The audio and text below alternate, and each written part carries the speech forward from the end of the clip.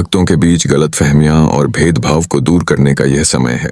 पराशक्ति भगवती जी के आदेश और आज्ञा से आज एक विडंबना की स्थिति जो कुछ भगवती के बच्चों में बन गई हैं, उसको दूर करने का प्रयास करेंगे।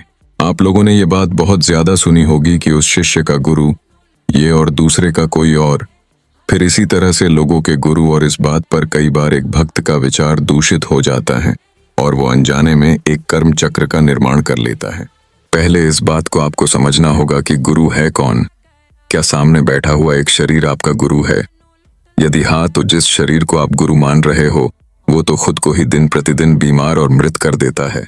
इसका मतलब आपका गुरु तो शाश्वत नहीं हुआ, और जो खुद शाश्वत नहीं वो आपको शाश्वत कैसे करेगा?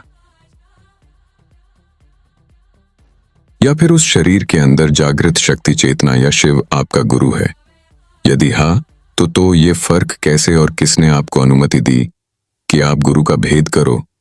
क्यों वो जो चेतना है वो सर्वव्यापी है, और सिर्फ मनुष्य ही नहीं, दानव, राक्षस, जीव जंतु, प्रत्येक में वही एकमात्र गुरु है जो ज्ञान से सभी को बराबर समृद्ध करती हैं।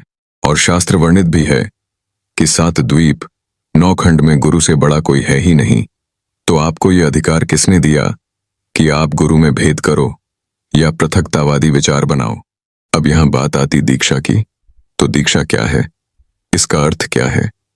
सिर्फ गुरु से मंत्र प्राप्ति या गुरु प्राप्ति?